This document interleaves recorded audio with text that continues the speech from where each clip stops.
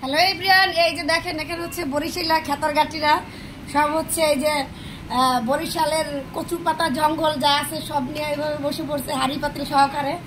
এই যে দেখেন ড্যাগ ভর্তি হচ্ছে, এখানে হচ্ছে কচু শাক রান্না হয়ে গেছে। এই যে আরেকজন খেতে বসে গেছে।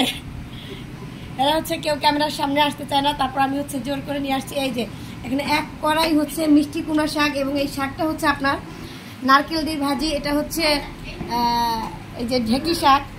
তো ঢেঁকি শাক নারকেল দিয়ে ভাজি করা। আজকে সব কিছু হচ্ছে নারকেলের ভাজি, প্লাস এগুলো কিন্তু সব হচ্ছে বরিশাল থেকে জঙ্গল থেকে সব তুলে নেওয়া হয়েছে, এবং এগুলো তুলে নিয়ে আসছে এই যে গুণবতী, এই গুণবতী জমি তুলে নিয়ে আসছে আমাদের জন্য।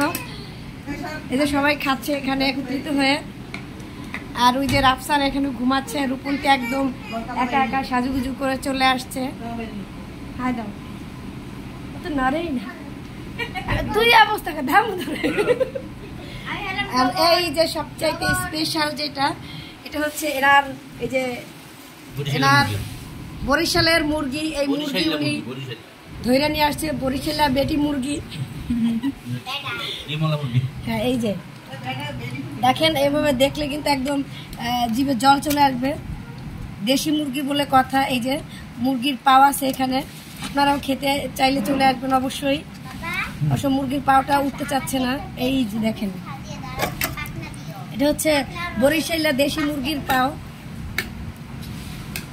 আর এই যে এখানে এক ডাক ভাত রয়েছে। ইনি হচ্ছে এই যে সবাইকে পরিবেশন করছে এবং নিজেও বসে পড়ছে খাওয়ার জন্য। দেখতেই পাচ্ছেন খুব দ্রুত খাওয়া দাওয়া হচ্ছে, এখানে শেষ হয়ে যাবে কিছুক্ষণের মধ্যেই। আরো গুরুত্ব দেখানি যায় না, লিখুন তুই পিঠটা নয় রাখ। এখানে আর একজন তুই যে এরা হচ্ছে পালিয়ে গেছে, এবং সাথে আছে এক প্লেট এই যে টমেটো কাটা, টক টমেটো, দেশি টক টমেটো।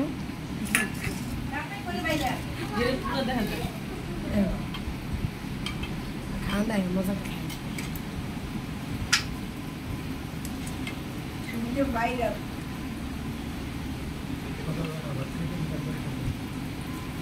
এই যে আরেকজন হচ্ছে এই যে সে মনে হচ্ছে একাই খেয়ে ফেলবে। ও আচ্ছা, এটা হচ্ছে রূপন্তির জন্য। তো আপনারা যারা যারা হচ্ছে দেশি হাঁস মুরগি এভাবে খেতে চান, কচু পাতা শাক, অবশ্যই চলে আসবেন। সবাই ভালো থাকবেন, সুস্থ থাকবেন। আল্লাহ হাফেজ।